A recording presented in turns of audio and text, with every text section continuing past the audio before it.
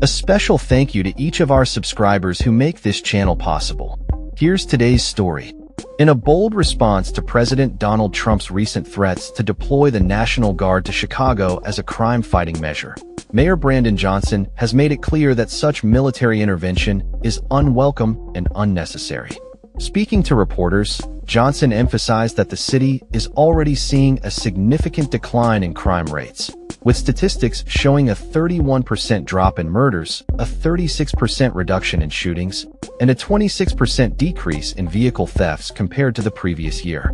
The Guard is not needed, Johnson asserted, stressing that the military's role should not include policing American cities.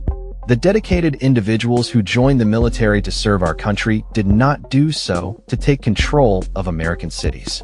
The mayor's comments came after Trump reiterated his plans to send the National Guard to Chicago and New York City, claiming that residents are screaming for us to come to address crime issues. However, Johnson and other local leaders have pushed back against this narrative, arguing that the president's approach is misguided and politically motivated. Johnson pointed out that the measures being implemented in Chicago, such as community investment, youth employment initiatives, mental health services, and affordable housing, are already yielding positive results. He criticized Trump's reduction of federal investments in violence prevention and questioned the president's commitment to truly addressing urban violence, stating, "The National Guard is not going to put food on people's tables. The National Guard is not going to reduce unemployment." In response to Trump's threats, the mayor's office announced plans to work with Illinois' governor and Cook County officials to explore legal avenues to prevent what they describe as unconstitutional federal overreach. The American Civil Liberties Union of Illinois has also indicated that they would challenge any deployment of the National Guard in Chicago without valid justification. Edwin Yonka, ACLU's Director of Communications and Public Policy, highlighted the need for the president to provide a legitimate reason for such actions, stating that he would likely face legal challenges if he proceeded without proper authorization. Meanwhile, Illinois Governor J.B. Pritzker criticized Trump for attempting to manufacture a crisis and politicize the military, urging for a focus on real solutions rather than military occupation.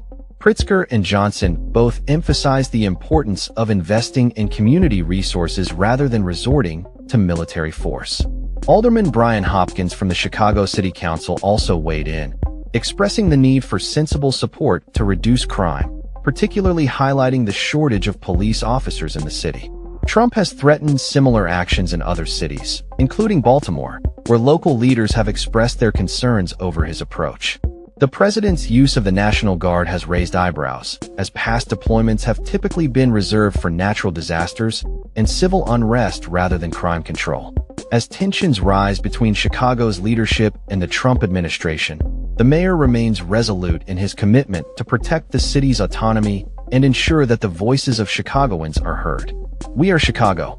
We will not bend or cower, and we will never break," Johnson declared, reaffirming his stance against military intervention and advocating for community-based solutions to the city's challenges. That's all for this story. We upload videos every day covering many different subjects, so hit that subscribe button to stay informed. Thanks for watching.